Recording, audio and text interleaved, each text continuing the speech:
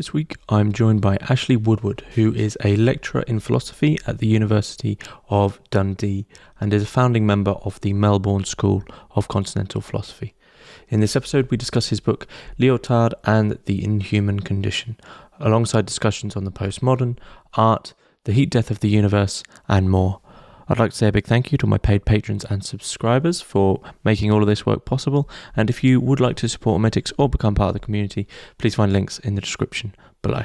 Enjoy. So, Ashley Woodward, thanks very much for joining us on Hermitix podcast. Thank you. We're going to be discussing your book, Lyotard and the Inhuman Condition, Reflections on Nihilism, Information and Art, which I was so fortunate to come across as we were just talking about, because I personally feel that Jean-François Lyotard's work has been overshadowed, specifically within his own sort of canon, by the likes of people like Gilles Deleuze and Jacques Derrida, and I mean, you could even put like Heidegger in there. But of the Continentals, Lyotard is a name that's well known primarily for his work on postmodernism, which unfortunately is often misrepresented.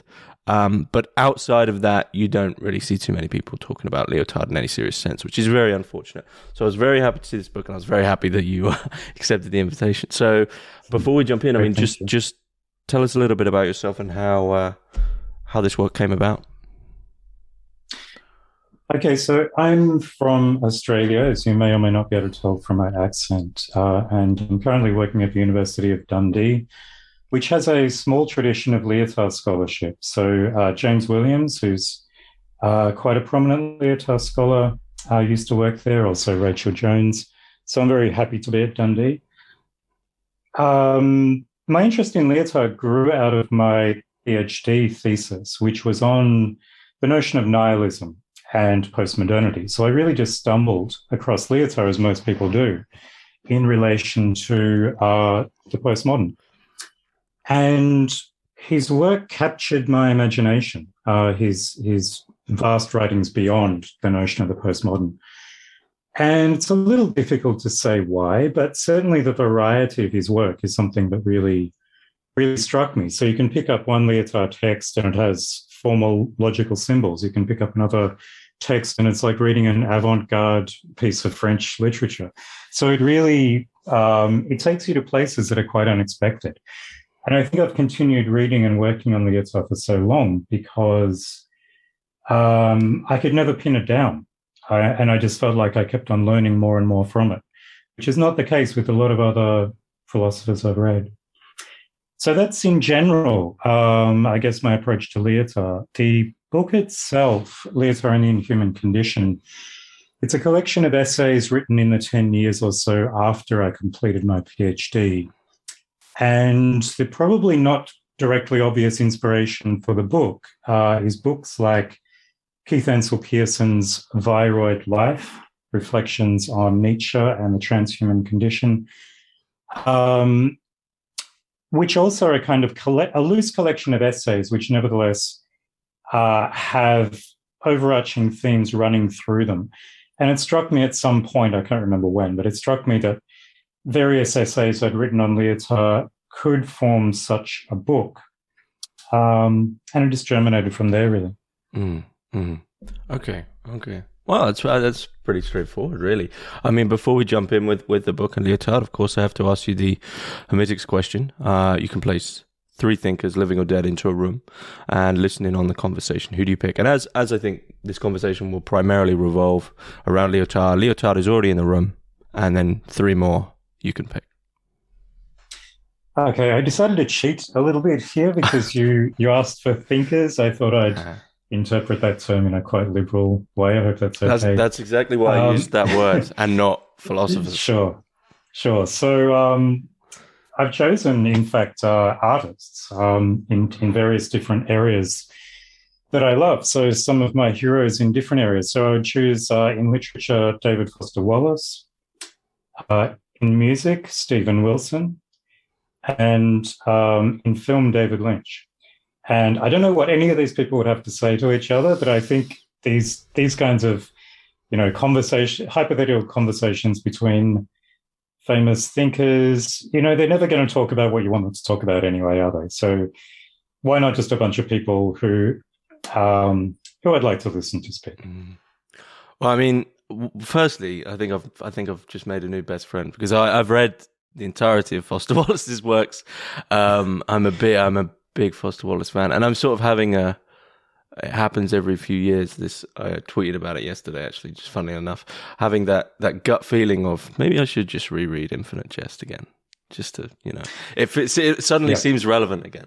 Occasionally you get it, but the room makes sense to me on an intuitive level. I think Foster Wallace writes that fantastic essay on Lynch about how surrealism is that extra, it's like surrealism, so it's that extra thing on realism where it's like the one thing in every frame of Lynch which is like, that's strange, which I guess with Leotard and this sense of the postmodern, it's the almost like the uncanny aspect of reality which doesn't quite sit right with everyone. Maybe that's where it would gravitate, do you think? Sure, yeah. I've written an article on Leotard and Lynch, in fact, in another work. So for me, the connection's pretty clear because Lynch makes images that don't have an explicit meaning, and that's the way he wants his films to work. And this is very much in line with Leotard's aesthetics. So I think that connection is a pretty straightforward one, even if Lynch would maybe be rather bemused by anything Leotard may have to say. And what about Wilson? Do you think he'd have much to add? Well, my first thought was no, but then I remembered one podcast I do listen to quite religiously is his podcast, The Album Years, and he was talking about psychedelic music, which he described as enacting a kind of dream logic, which I thought Leotard himself could have said this, because the idea of dream logic as enabling interesting innovations in art is very much Leotard's idea. So Wilson describes psychedelic music not being so much importantly about drug experiences, but simply about dream logic. And there were important musicians who didn't even take drugs who made psychedelic music, like Frank Zappa, for example. So I think there would be maybe some unexpected or initially unexpected connections there. Okay. Is there anything you personally would like them to address? No. let them have the run. No. I think again. I mean, I can't remember if I'm right about this, but I think there's some story about a meeting between maybe Joyce and Beckett or some people who they didn't talk about literature. They talked about cricket or things. I think you can't plan these things. Okay. Yeah, I do get that feeling with many of these rooms which are picked is that in day-to-day life, a lot of thinkers aren't the often like the archetypal heroes that we make them out to be. So they, a lot of people put Nietzsche in the room, for instance. Like, well, that's all well and good, but he'd probably just have a headache or something, right? Exactly. So yeah, which itself, that banal postmodern reality. But I mean, just to open the conversation up, as I'd said to you, I'd struggled for some time to get someone to come on to talk about Lyotard, and I think it's because he's been overshadowed. And I will just open up with that question: Why do you think, despite the fact that it's the strange thing, I think it's not like he's unknown. So he's not unknown. He's well known by, if you're reading Deleuze, you're well aware of. If you're reading Deleuze, Foucault, these people, you're well aware of Lyotard, and yet his work's still overshadowed in some sense. If you agree, why do you think this is? I absolutely agree, and I think he does hold a strange position because you certainly can't argue that he's a marginalized thinker. I mean, he's a dead white male who's undoubtedly achieved canonical status in the Western philosophical tradition. At the same time, his work remains largely unknown, and if it is known, he's known for the postmodern condition, which I've heard. I haven't been able to see any track original reference, but I've heard that at one point this work was the most referenced in the humanities at some point in the 80s. But my cynical suspicion is that it was referenced without having been read, and people just quote the three words incredulity toward meta-narratives, which is what the postmodern supposedly means. And then they just tend to make up off the top of their heads, whatever they think a meta-narrative means without reading Leotard. So they think it means any kind of coherent claim to knowledge or something like this, which is a bit bizarre. Why has he been overshadowed? I suspect it's got something to do with the strange character of his reception. So Leotard was visiting American universities in California in particular since the early 70s.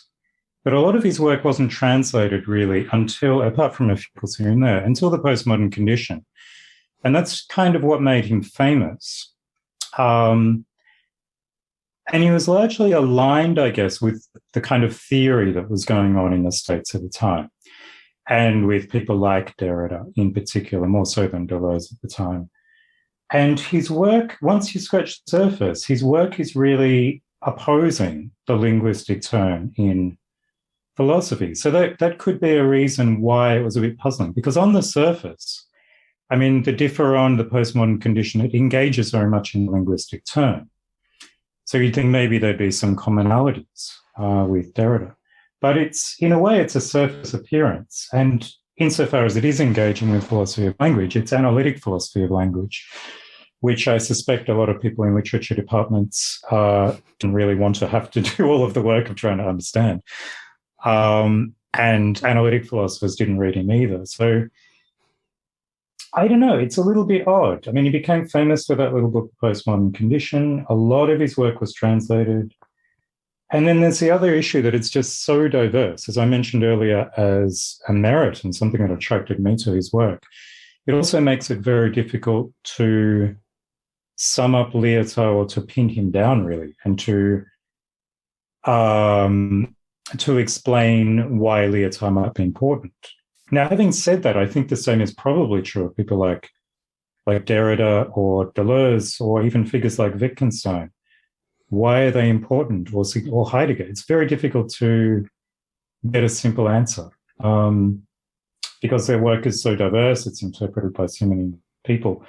So there may well be a lot of other thinkers who are actually in Lyotard's position of being very well known on the surface, but I think where Leotard differs from people like Derrida and Deleuze is there's the amount of secondary literature and the amount of time and effort that people think is worth investing in their work. So even with Leotard, there's a lot of secondary literature by people who have read maybe a book or a few articles. There's very little secondary literature by people such as myself who've tried to read pretty much everything. Whereas with Deleuze or Derrida, they take the time and effort to do that. I'm not sure I understand why. Perhaps I think he's worth it.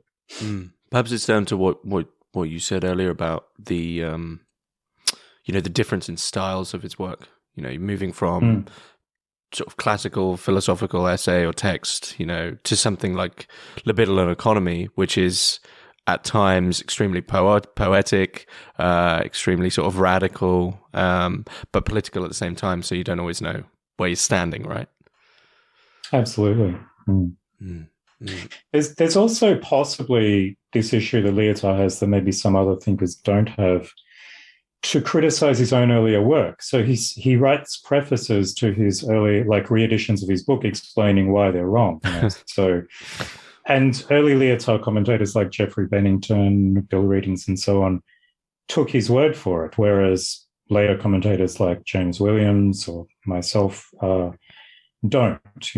So I think you can dip into any of Leotard's work and take it on its own merits without having to pay too much attention to his later recounting and so on. I mean, at least he did that, as opposed to sort of saying, right, don't publish these ever again, burn everything, like many philosophers do. Exactly. It's a strange attitude. I'm just going to republish this book, which I think is completely wrong. I'm glad that he did. Okay. Well, I will have to ask you probably the question. Maybe you get asked it a lot. The big Leotard question, because it's funny that you say that this definition of postmodern, which has become so popular that it's bandied around even in the mainstream media and is sort of accepted as something that everyone just knows. And of course, the definition that I was given when I was also in art school, was the one that you've given, which is postmodernism is the deconstruction of overarching values. You know, there's no longer any hierarchical systems of value or any, you know, should we say like monotheistic values. So they've all been deconstructed, and we all know this. And this is given as Lyotard's, you know, his definition of postmodernism. Is this a misrepresentation of it? Well, I've got a pretty long answer to this question about postmodernism, if that's okay. Oh, that's fine. Let's clear it up once and for all. Well, we're not going to do that. Well, maybe I can begin with a comment that Leotard suggested in 1985 in an interview when he was asked directly, what does the postmodern mean? He said, well, this is a question I'm currently working on, but I suspect we'll tire of talking about it before we reach an answer. And I think that's what happened, you know. But to say a little more, I think the great difficulty is in assuming that the term postmodern has a single homogeneous meaning. And it just doesn't. It developed in different fields at different times with different meanings. And subsequently, there's been an attempt to try to make all of these different meanings mean the same thing. And I think this breeds confusion more than anything. So particularly with Leotard, one can note is that, so one of the popular meanings of the term, as you've noted, is in art. And here we have already as a number of meanings. So I think the essay in the Cambridge Companion to Postmodernism on art specifies about 6 different meanings of what the term postmodern can mean just in art. Okay. But there's one meaning it has, which is its association with the so-called trans-avant-gardism or neo-expressionism, which was the return of figuration in painting in the early 1980s, so associated with figures like Georg Baselitz and Julian Schnabel and so on. Now, this is pretty much the only movement in art that Leotard directly criticized, right? So not only does Leotard not mean what this means, he was directly against it, right? So what was he against? Basically, he was against the idea which is popularly associated with postmodernism of the end of innovation and the pastiche of past styles. So this is an important idea in architectural postmodernism with figures like Charles Jenks, Robert Venturi, and so on. And it's often bandied about in, well, cultural theories of postmodernism with Frederick Jameson, for example. The notion of pastiche is central. And Lyotard was very critical of this idea because he thought that it was really just a pandering to the capitalist market. So he thought that these artists, the trans-avant-gardist artists, were really just producing things which gave up on experimentation, which gave up on trying to produce something really new, and just combined in a single piece various styles which were recognizable and popular already. So they provided something which was very marketable.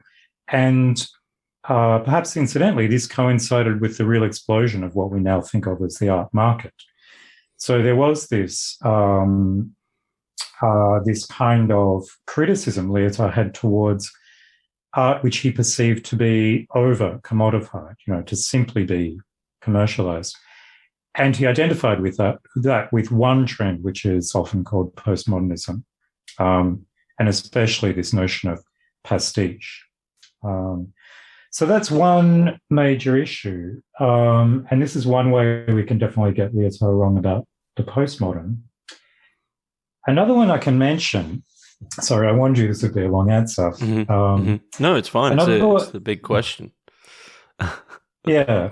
Another one I can mention is a difference in the way that the term modernism is used in the French tradition and in the Anglo-American tradition.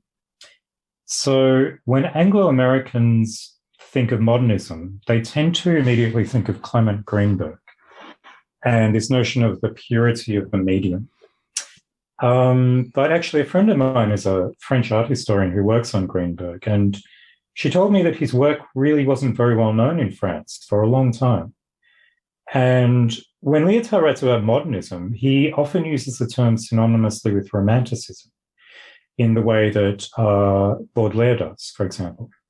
So when he talks about postmodernism, he's talking about post-romanticism, so art since, say, the early to mid-19th century, rather than specifically the art of the later 20th century.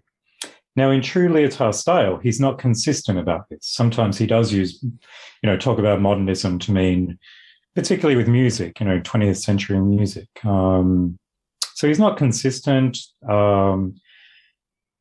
But in his most programmatic or clear essays where he's talking about postmodernism, it's always modernism or romanticism, as opposed to something that would be postmodern. So I think that's where people make an easy mistake. And then there are readings which suggest Lyotard's postmodernism is actually just modernism anyway. Diarmaid Costello has an article on Lyotard's modernism suggesting this.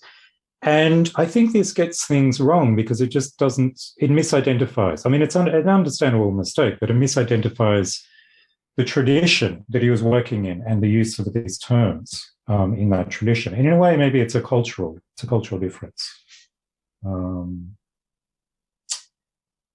And that's pretty much it. I mean, the main thing I would think is just that the term postmodern. Oh, no, actually, sorry. There's one more thing to say, which is that Lyotard himself pointed out that he rarely used the term postmodernism. He used the term postmodern and the term postmodernity. And for him, it wasn't an ism. So it wasn't a theory, and it wasn't something that he could have written a manifesto for. It's a critical and diagnostic term, which tries to tell us something about the contemporary situation, or at least his contemporary situation, in both its negative and positive aspects. So there's this tendency to say Lyotard was a kind of apologist for postmodernism or something like this, but it's a critical term. It's he's mourning the end of meta-narratives at the same time as exploiting the positive possibilities that this situation offers. It's a complex notion. Mm-hmm.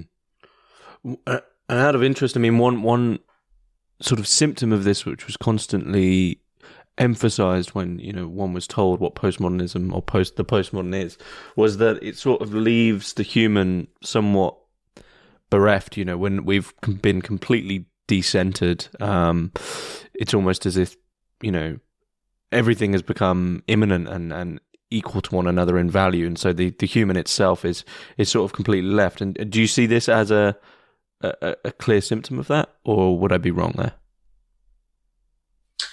No, I think that's right. And I think there is, despite all my caveats about, different meanings in different areas, at the same time, there are some overlaps, and certainly a crisis of value in some sense is probably one meaning across the different notions of postmodernism. Of course, the problem then is that's a meaning of modernism as well, so... but I certainly agree with the comment that this notion of a crisis of values, maybe an intensified crisis of values. And yeah, certainly this is the case for Lyotard in his political and historical analysis of the end of meta-narratives. With the end of meta-narratives, we lose a kind of modern horizon of value in his understanding of the modern as organizing human projects according to a historical vision of progress. Mm-hmm. And this is something that sort of really struck me in your book. I mean, with regards, actually, I mean, I would say it's in complete relation to this idea of like this universal notion of, especially in the West, of progress, right? Everything's sort of going fine. Is you bring in, and I think it's obviously from Ray. I can't remember how to pronounce his last name. Brassier. The heat death of the universe is almost like the absolute nullification of this value of, which in itself is, dare I say it, I'm already treading into murky water, but a postmodern idea, right? Well, you have this universal idea of progress, which is in itself always in relation to the heat death of the universe, which is this absolute, whatever we do, there's always this nihilistic, unavoidable end to all things. So for what purpose are all these values in the end? And I mean, that for you in your essay sort of completely, not undermines, but completely overhauls what it means to be a human. Yeah, I think that's right. It dramatizes certain questions, thinking about it in such extreme terms. So Leotard rather dramatically, I guess performatively and humorously, told this story about the death of the sun in roughly 5 billion years' time, and he suggested that this is the most pressing problem facing us today, by which he meant, in a sense, we're acting as though it is. We're pursuing progress and development, or as he preferred to call it, development, techno-scientific development.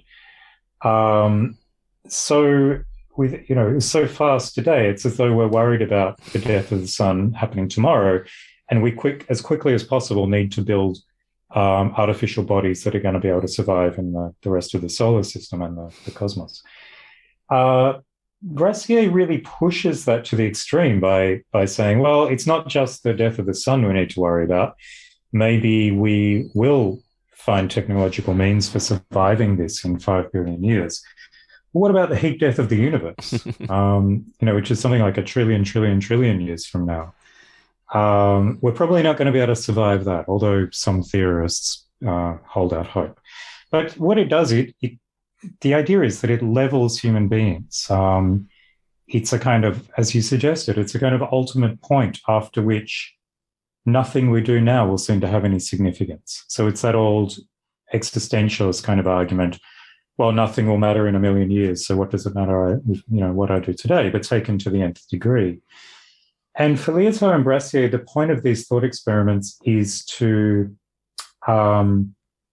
make us realize that human beings don't have a special place in the universe, that we are, in a way, just matter, that this transcendent aspect we think of as belonging to minds or souls, it's ultimately still subject to this kind of physical destruction, just like any other matter in the universe. So it's a kind of blow to the narcissism of human beings, if you will. So what of value after that? I mean, that's the big question, right? I mean, where do you go after the heat death of the universe? Exactly, that's the big question. And Brassier, of course, loves this idea because he hates value, or hates value in most human terms, if you like. The only value he'll acknowledge is knowledge. So for Brassier, it's all good that it's nihilism because he wants to embrace nihilism. For Leotard, it's a bit different. Leotard wants to dramatize the question in order to refocus attention on what might be lost in basically the project of artificial intelligence. Because one of the essays in which he raises this issue is called Can Thought Go On Without a Body? And he engages with Hubert Dreyfus's Heideggerian arguments about the limits of artificial intelligence, for example, and offers some reflections on this. So his concern is really, he's addressing broad questions like what is the mind? Can the mind really be modeled by a computer and instantiated in purely physical terms?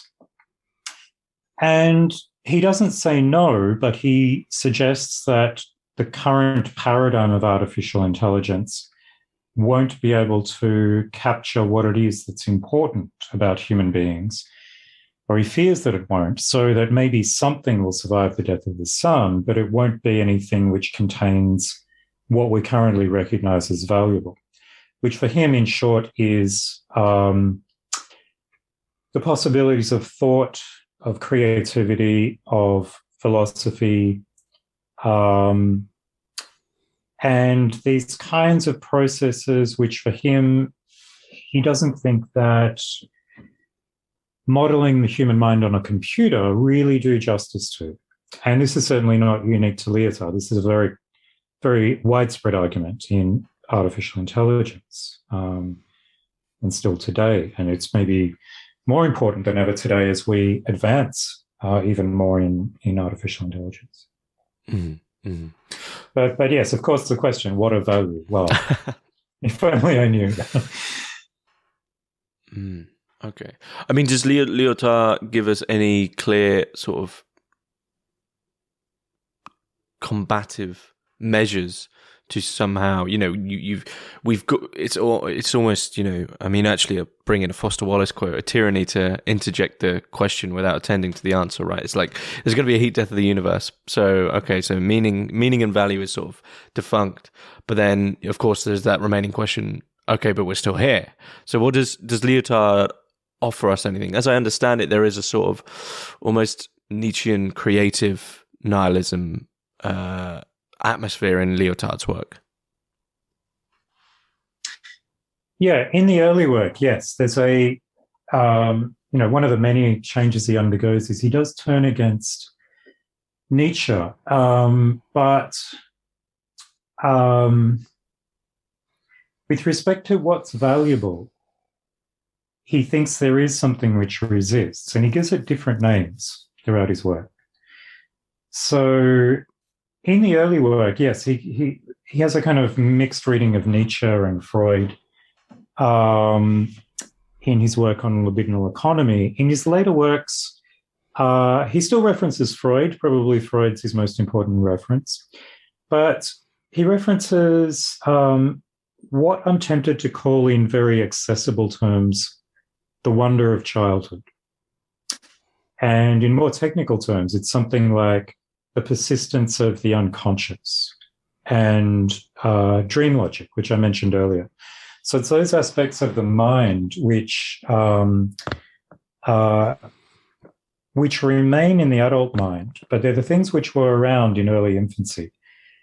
And there's something of this in Leotard which he thinks is the source of creativity, the source of original thinking, and the source of value in life in general. But again, to put it in more prosaic terms, it's a matter of remembering what the world was like before we knew how to categorize things. So there's that sense of newness, which is always for Leotard accessible. And even as we get old, he suggests there's ways we become better at accessing this sense of newness, this sense of wonder, which is retained, even if it's deeply unconscious and repressed, which is retained from childhood. So he uses various technical terms such as infantia, the thing, which is a kind of Freudian Lacanian term to refer to this kind of internalized unconscious encounter with the mystery of the external world. He thinks there is something which is, in a sense, psychologically present in human beings, which is a source of value. And this is what he thinks, this is what he's concerned will be reduced out if we start simply making artificial intelligence that doesn't have an unconscious, that never had a childhood, that is not truly capable of original thought. And he even says not capable of suffering or not able to understand sexual difference. So these kinds of aspects of the human, which are more mysterious, which are much harder to quantify and to model. So throughout his work, he's always searching for these rather elusive terms of resistance to nihilism. And he does identify these. He references practices which he thinks exemplify them and promote them, mostly associated with creative actions like art and writing, but also at the heart of scientific invention, he thinks, these kinds of processes. So, yes, he does identify them, but he doesn't give us, a list of instructions as to how to reproduce them, because that would be self-defeating, because it needs to be something that is every time approached anew, or it's it is not itself the new. So it's almost as if one is entering a realm of decategorization where even the meaning of meaning and the meaning of nihilism simply aren't. So you're in a completely, free floating infantile state. Yeah, and I think free floating is an opposite term because it's a term that's used in psychoanalysis as the ideal state of mind for the analyst trying to pick up clues from the patient, the analyzer. And Lyotard refers to this as a kind of ideal state of mind for this kind of creativity that he's trying to access as well. A certain openness. So it's opposed by Lyotard to this ideal of certainty, rationality, and control, which seems to dominate, well, a lot of mainstream philosophy. So it's not really a question of him accepting nihilism, because doing so would be, that would be from that certain human perspective in a way, but it's he's almost split it into two completely distinct ways of, well, it's a difficulty because, once again, I was going to say way of thinking about it. As soon as you're entering into a way of thinking about nihilism, you're opening the door once again to the possibility of it.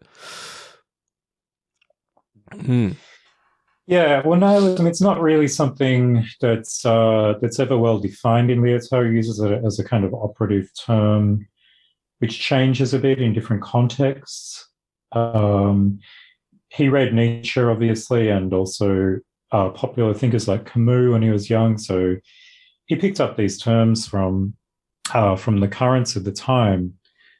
But he tends to apply it in different ways in different contexts, as he does really most of his terms and ideas, in fact.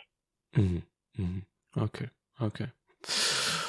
Well, one thing that as it's reflections on nihilism, information, and art, we've spent a lot of time on nihilism, we've touched on art, but this idea of a philosopher of information is an extremely interesting one, because it's a peculiar title to hold.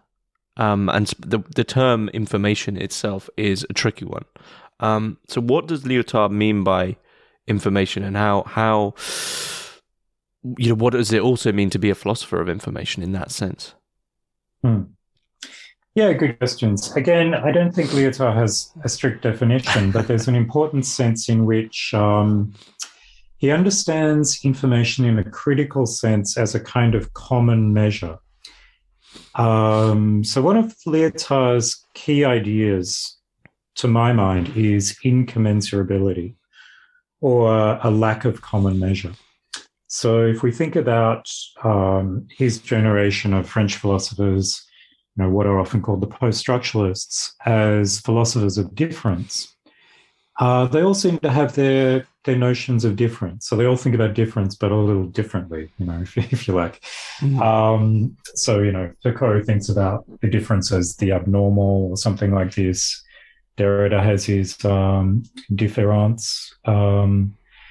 Lyotard, I think, maybe the leading meaning of difference in his work is a kind of incommensurability, which means that when things are different, it means they don't have a single common measure which would give the value of both of those things. So there's no third reference point which can entirely do justice to the two things which are different. And he thinks that things which try to impose common measures on everything are problematic. And one of these things is money, and another of these things is information, he thinks.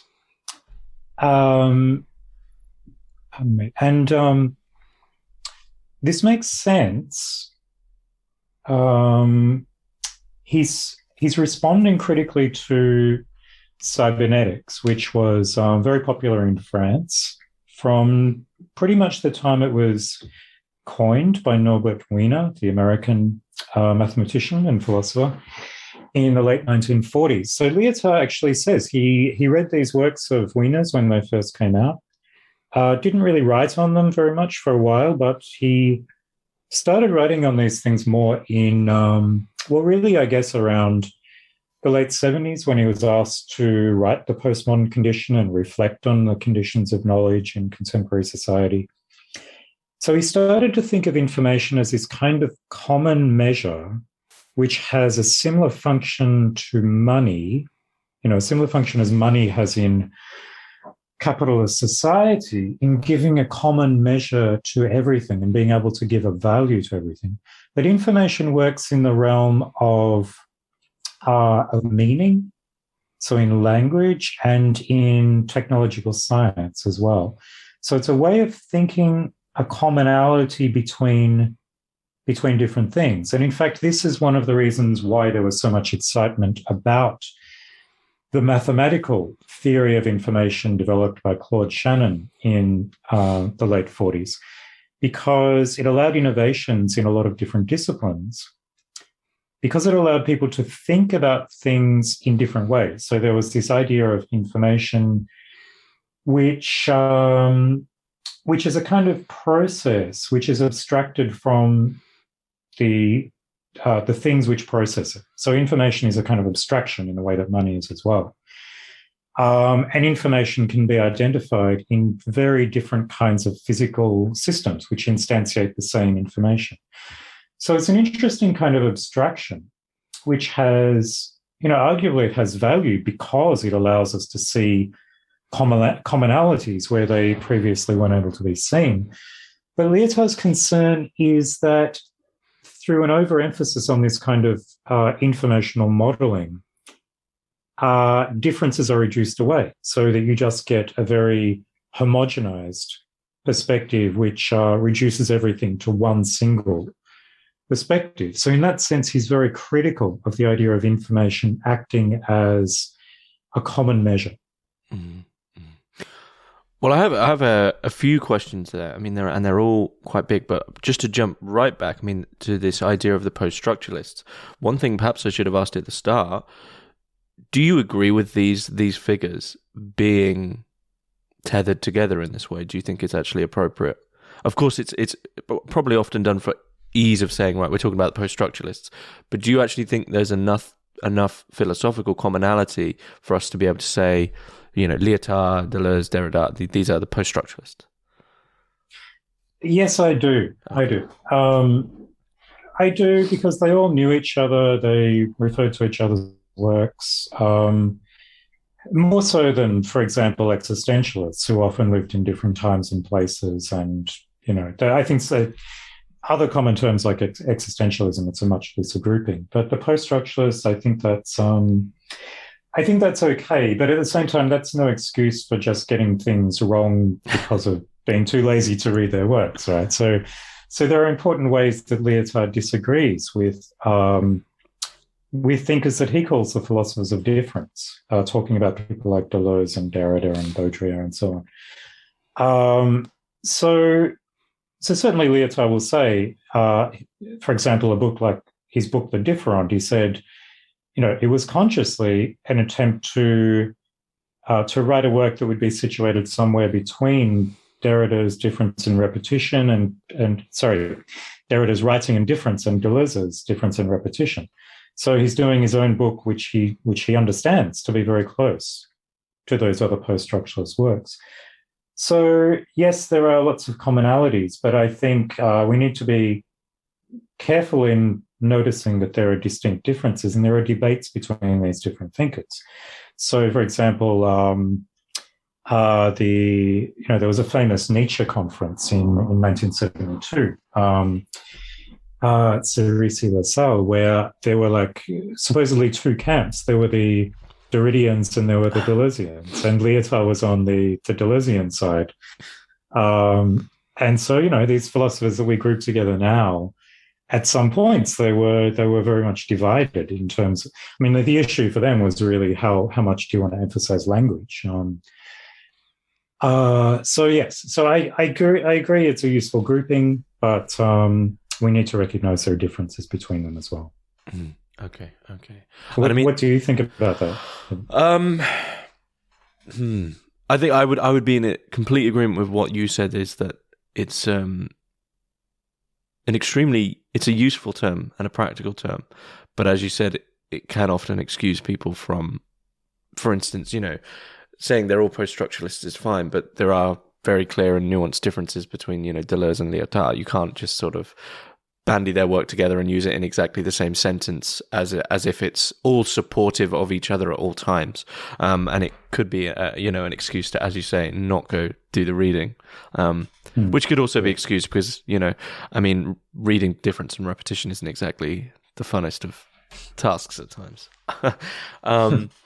But on this idea of difference, actually, I mean, you mentioned this idea of difference for Lyotard, that there isn't this third, and perhaps I'm stretching this a little too far. But would that, for me, that says that Lyotard would have immediate problems with the infamous Hegelian synthesis.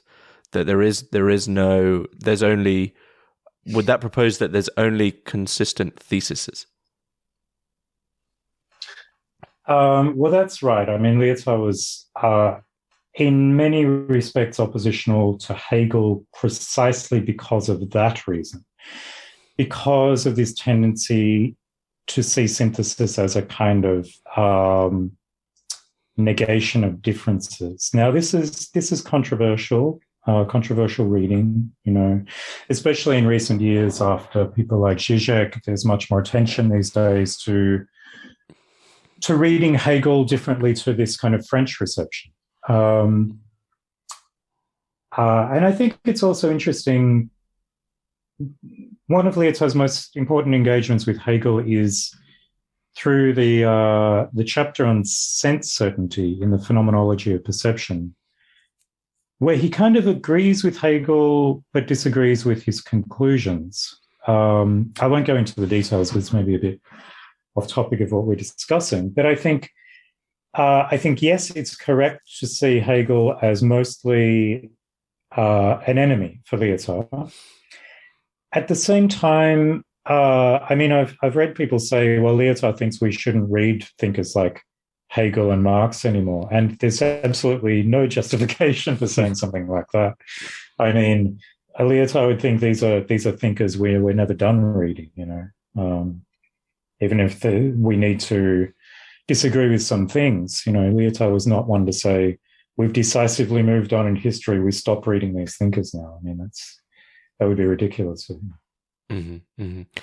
And so, in that same sentence, sorry, of these tools, or sort of ideal tools which we use to allow us to value everything or categorize everything. And of course, money is the clearest example.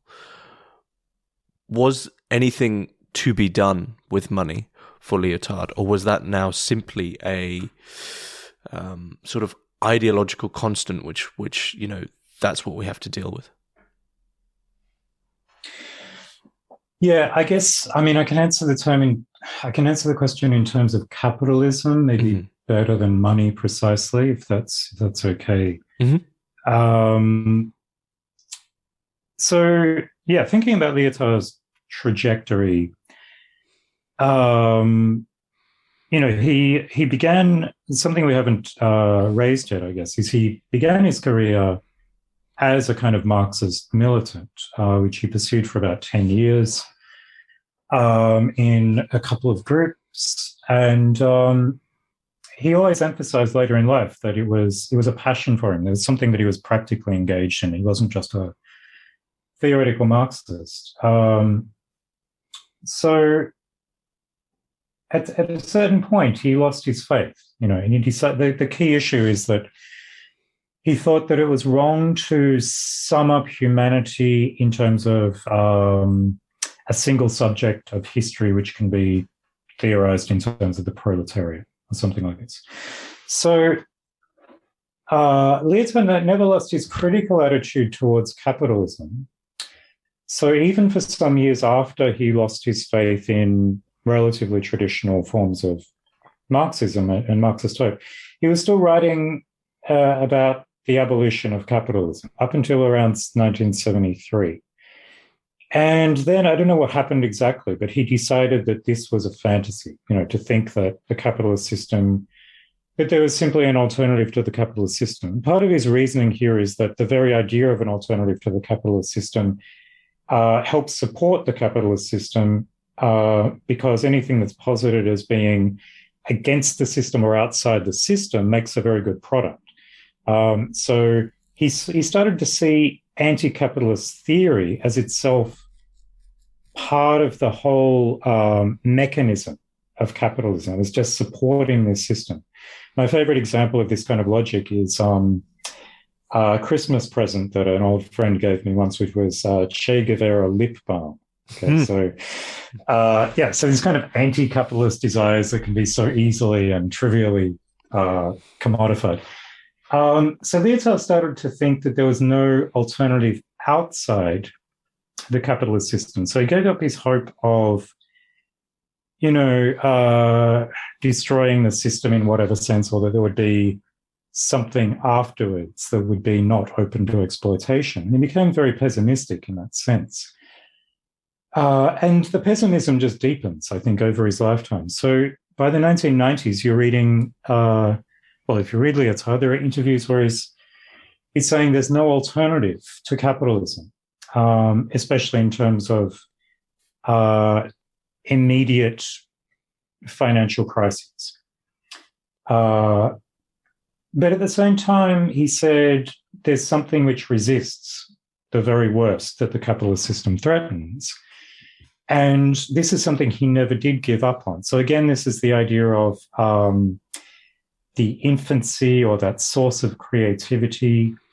And he always saw the capitalist system, or not always, after his loss of faith in traditional Marxism, he often perceived the capitalist system as a very ambiguous system because it has both this tendency to subject everything to a common measure, and which is money, and in that sense to reduce the value of things by subjecting them to a common measure which enables their exchange value.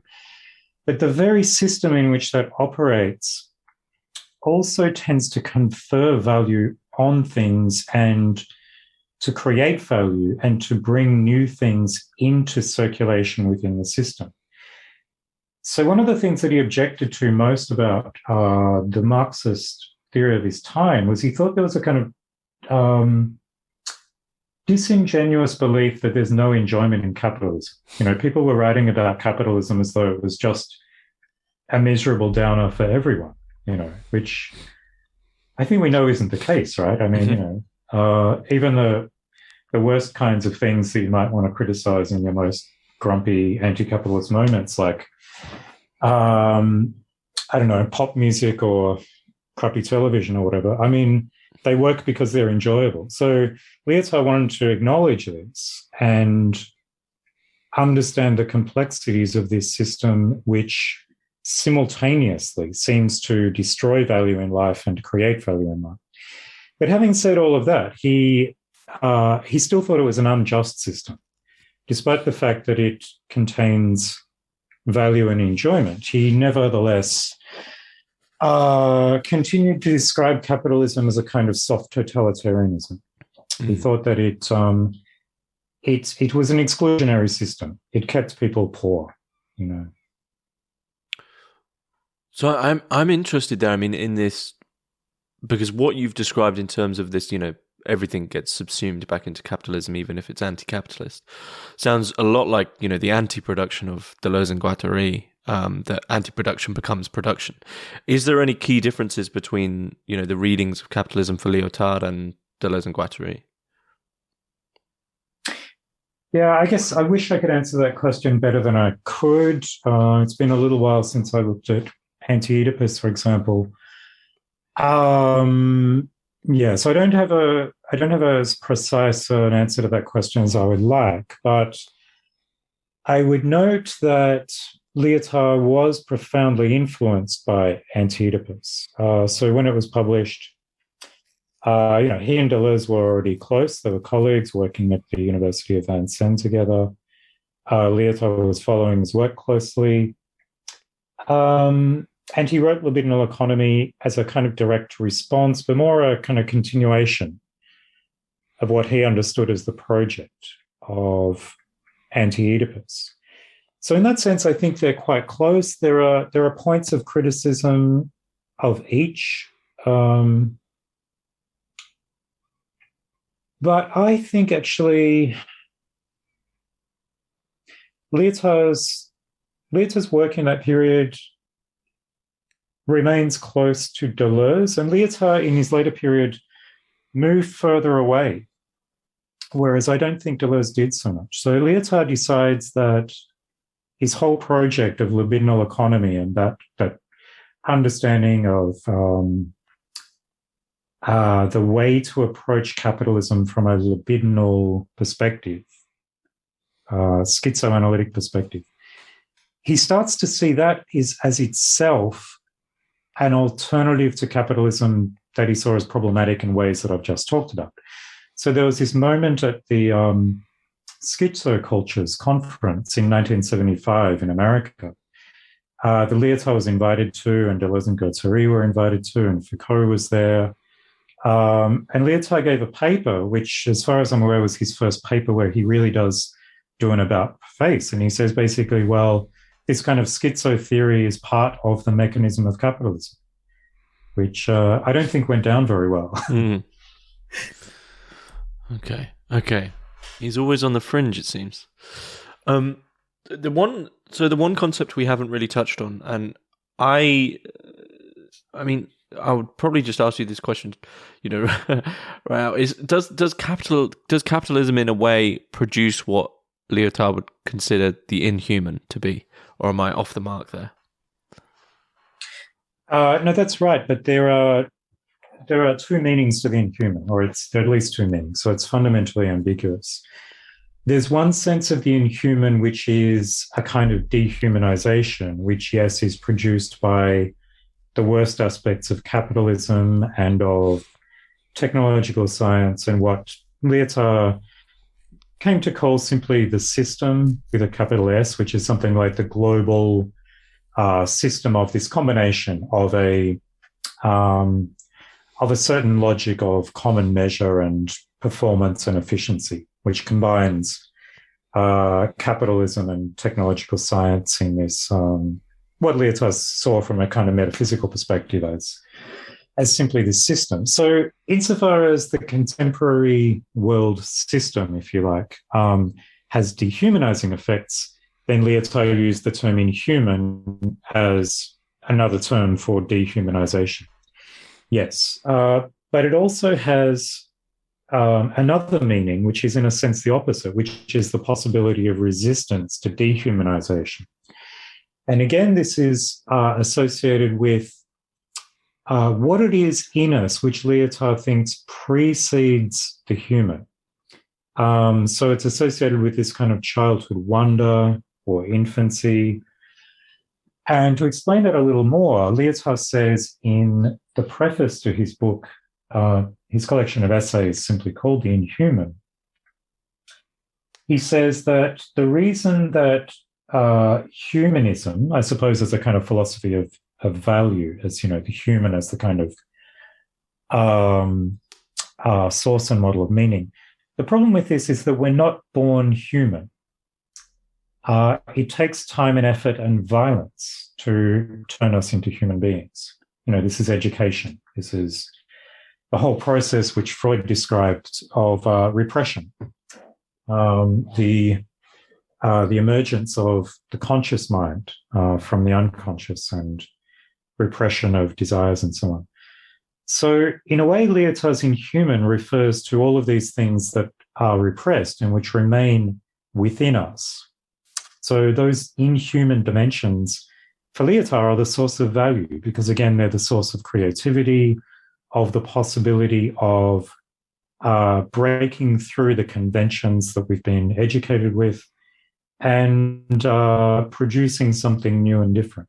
So these sources of resistance to the homogenization that the system produces, Leotard thinks are all, he also calls them the inhuman. And there's a kind of ambiguity, Leotard loves these ambiguities, but there's an ambiguity there in this notion of the inhuman insofar as, as I mentioned earlier, yes, a big effect of this system in contemporary neoliberal capitalist systems of political organization, a big effect is to produce dehumanization. But at the same time, Leotard says it also increases our capacities. Part of the system is to make us into more efficient producers. And part of what that can do is to strengthen our capacities to produce the inhuman in a good sense. So it's a very duplicitous kind of system that we're caught in, according to Lyotard. It both develops our capacities and our powers, and it tries to exploit those things to the maximum extent.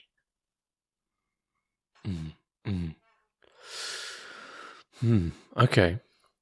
Just out of interest, I mean, I always love to ask this question. I mean, perhaps drawing on Leotard, where do you personally see the future of capitalism as heading? Well, my own view is, I mean, the short answer to the question is I just don't know, of course.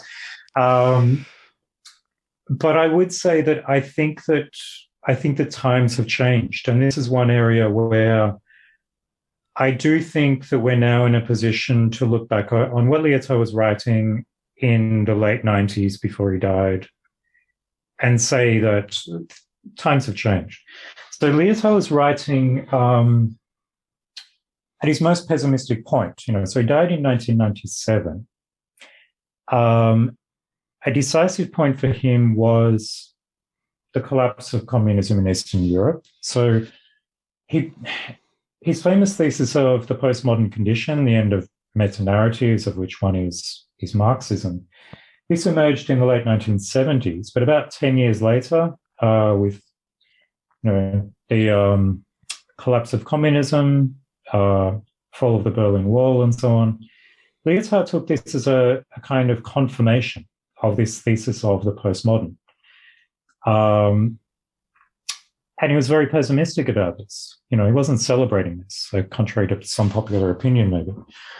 He became very pessimistic, and he started to see that there was simply no alternative. As I said earlier, he said in an interview, there's no alternative to capitalism.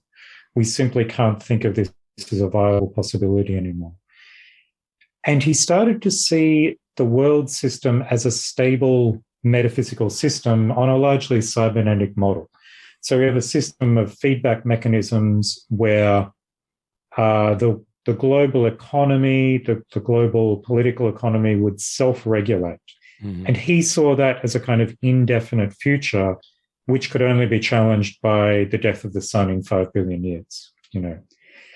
A few things have happened since then, I think, which mean that very quickly this idea of a kind of stable system is no longer possible. The most obvious one is probably impending environmental collapse, right? So before 5 billion years in the future, we have this problem of the climate and so on. So I was fortunate to see Bernard Stiegler speak, not in person, but over Skype, not long before his untimely death. And we both gave papers on Leotard at a conference devoted to Leotard in China. And we both made the same point, actually, that, well, Leotard just didn't appreciate environmental problems. And Stiegler said, well, it wasn't really his fault. Most people were just kind of ignoring this in the 90s or were not very aware of it. So I think this is one definite source of instability, which means we can't view the world system today in the sense that Leotard did. And I don't think it's sufficient for us to think about the inevitability of the capitalist system and the possibility of resistance. I just think we don't have time. We can't do this. And secondly, there have been economic crises since then, such as notably in 2007, 2008. Mm-hmm. So it's pretty quickly this notion of a stable world system, which was really, it seemed plausible at the time. This was the era of, the kind of third alternative in politics with Tony Blair and Clinton and so on, and it seemed plausible. I don't think Leotard was wrong to think this in the 90s, but I think historical circumstances have changed, and I think if we look at Leotard's work and see how quickly his own ideas adapted to the times, if he was still alive, there's no way he would be saying the same things today as he was in the 90s himself. Mm-hmm. So you don't think that the oncoming climate crisis is something that could possibly be, hoovered up by capitalism, and in some sense that capitalism could actually survive it? I guess I'm in two minds about this. So I was I was really struck at the beginning of the pandemic, reading a few articles suggesting even, quite right-wing economic commentators were saying it's the end for capitalism. It simply can't adapt to situations like pandemics. And they were saying it's not a matter of prediction anymore. Economic policies already are changing, and they have changed. They've become more socialist in a sense. Mm. At the same time, I mean, it's hard not to feel, given how quickly the economy's rebounded, and also the fact I read that on a global level, the economy didn't suffer because of the pandemic. It actually grew. Inequalities just grew, so certain people made a lot of money. So I'm a pretty cynical person. So I'm inclined to look on the cynical side and think, well, maybe things aren't going to change too much. But I guess my skeptical bent also disinclines me to be too cynical and think, well, we know what's ahead. I'm not sure that we ever do know. And the moment we reach the point of saying we've seen it all before, we know what's coming, something unexpected is going to emerge. So as I said before, I don't think we have the luxury to be in Lyotard's position and say, well, there is no alternative to capitalism. Mm. I like the way Deleuze says, for example, if you look at the history of philosophy, although it can appear as though there are periods where certain things are just hegemonic and nothing's changing, there's always something going on in the background that then suddenly emerges unexpectedly. So I think it's useful for people to be inventive and just try to think of alternatives, even if it seems hopeless, because you never know. Wow, that's more optimistic than the heat death of the universe. So, that's good. Is there anything about your in your book or about your book that's key that you would like to add in? I don't think so. No, sorry. Just thinking about it. We talked about nihilism. We talked about information. We talked about art a little bit. I don't know, maybe we could talk about art a little bit more, but I'm not sure if I have any particular points to make. I'm not sure if you have any. Well, I mean, I could tie that into the previous conversation with regards to capitalism to say that, as you comment in the book, that Cubism, Futurism, etc., these inhuman movements in a way, perhaps many of them have been commodified by the art world, and the art world itself has become this sort of quite disgusting behemoth at times. But do you possibly see that inhuman aspect of art as being a potential positive exit route out of capitalism at times? Yeah, that's a good question, because I think in general, despite how politically pessimistic Leotard often seemed to be, he's really the opposite about art. In a period where everyone was decrying the death of art, Leotard would have none of it. In that sense, he always supported the infinite potential of art to do something new and interesting and creative. And as this itself being a source of value in life, or indexing some more mysterious source of value. And the question of commodification is, of course, a really interesting one. At Dundee, we have this wonderful program, Art and Philosophy, where students do art practice and they study philosophy as well. And quite often these students are very interested in this question of exploring what art can be in the contemporary art market. And we've already discussed how Leotard was critical of tendencies to commodification in art. But I've seen this overemphasized as well. So, for example, Rancière aligns Leotard with people like Adorno and various other figures as suggesting there's like a pure region of art which is non-commodified or something like this. But Lyotard never believed that either. He thought that, art always has been and always can be commodified. It's just a matter of degrees. And he even suggested that the pressure to produce commercial products can sometimes be a prompt to creativity, So there's no sort of inside or outside or black and white for Leotard with respect to these kinds of issues. But he was concerned with the degree of the pressure, I suppose. And so in that sense, yes, he was critical of artists who would just pander too much to the tendencies of the art market, or even in general to what audiences want. And he really valorized something that I guess is often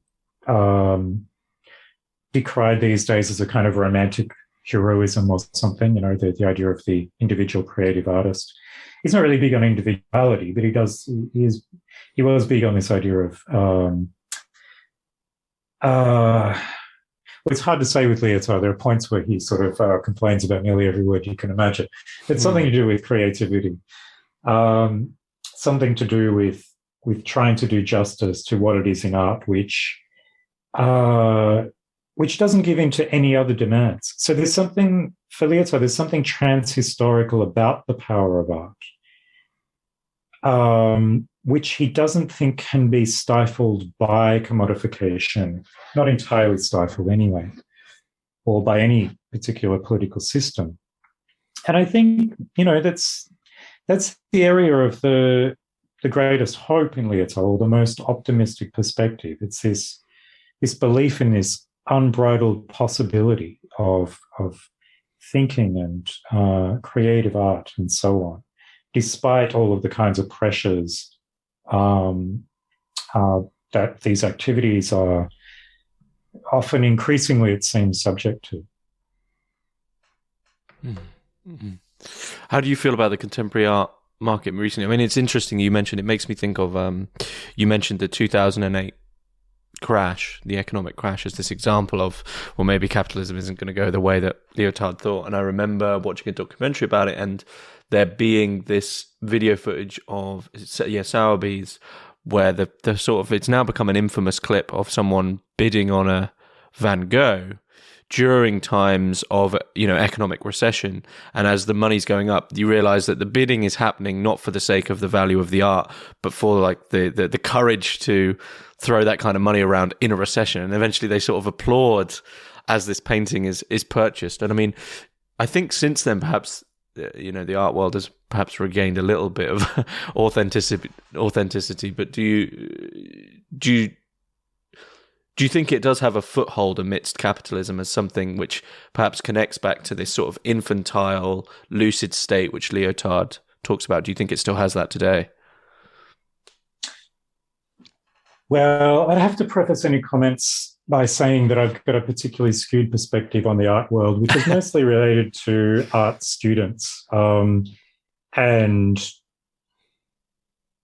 I don't go to art auctions, put it that way. So I don't know a lot about that side of the world. But I have seen the scene you're referring to, actually. I guess I rather simplistically just think that, yes, there is this art market that just has nothing to do with art, in fact. Art just gets used as a commodity, as an empty signifier of value, and it can be used for that. I think because the people who are using it as a item of exchange don't understand it, because I've seen documentaries where art collectors just openly admit they don't understand anything about art and they don't even care about the art. They just know that it has some economic value. If people want to use it like that, that's fine, I guess. I hope that creative people can exploit that to the to the greatest extent possible. But I don't think it has any philosophical value. And I think that I think the world should be kept separate to some extent, so that economic value doesn't too much infect actual developments in the art world. Mm-hmm. Okay. What do you think? Well, my bachelor's was in fine art, and this isn't a comment on the university, which was very good, but I sort of left. I didn't do art after university. I mean, one, I wasn't very good at making art, but also I just felt that they'd come to a bit of a dead end in perhaps I'd bought too much into that cliche postmodernism that the art world had sort of almost failed in recent years to create anything, anything of any kind of shock. Postmodernism seemed to sort of subsume everything into it, and everything had become a bit too ironic for my tastes. And self-referential and clever, and it was lacking sincerity, which I think is a symptom of capitalism, is that it destroys sincerity very quickly, because then it's quite hard to commodify sincerity, because you haven't got that sort of double aspect where you can keep pumping up the number, I guess, because there's more to it. So yeah, good, and that's one of the problems in Foster Wallace, who we were discussing earlier as well. He started to see this dead end in the irony of postmodern literature and turned to some kind of sincerity. Yeah, and I mean, eventually they called it. They named Foster Wallace meta irony or post sincerity, which is immediately entering into the same ironic problem. Yeah, exactly. So you couldn't. It was that problem of, you can't just say like, well, I wrote this line and that's exactly what it means, because then people will doubt that that's what it means. So it's an immediate problem. But I did always, just to continue on the Foster Wallace thing, with his one of his video interviews, where he says someone mentions his work being postmodern, and the retort is no, after modernism, right? Like, put a pin in that balloon. We're not entering that discussion of postmodernism. I sort of admired him for doing that at the time, but you could tell his sort of struggle to get his work out of that framework.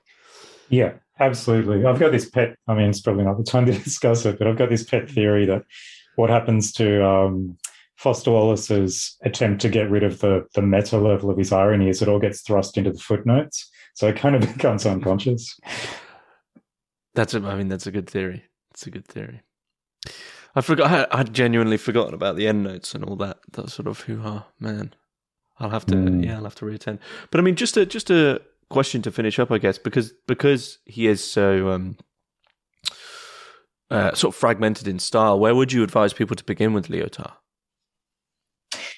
Yeah, good. It's a good question. One answer would be it depends what one is interested in. So there are different periods of Leotard's work, or even different books, depending on maybe what one's interested in.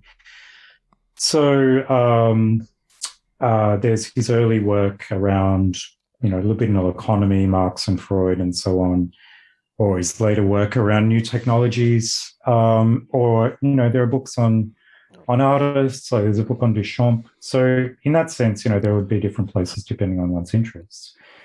But I'd say the best place to start for a general taster would be the Leotard Reader and Guide, edited by James Williams and Keith Crome. And I think this is a good place to start because it gives a combination of introductory essays and then selections of Leotard's own texts. So you've got both the primary and secondary literature in the one volume. Okay. And could we say that also a good place to start is Lyotard and the Inhuman Condition? You can say that if you want. I would say so. I thought it was actually very accessible. Good. Okay, it tackles a lot of topics, and it draws in many of the key aspects of Lyotard's work. And I thought it was great. And that's another question I should ask is, I'm assuming that we can find it on it's Edinburgh University Press. So I'm assuming we can find it on their website and likely Amazon as well. But yeah. And you're working on another book.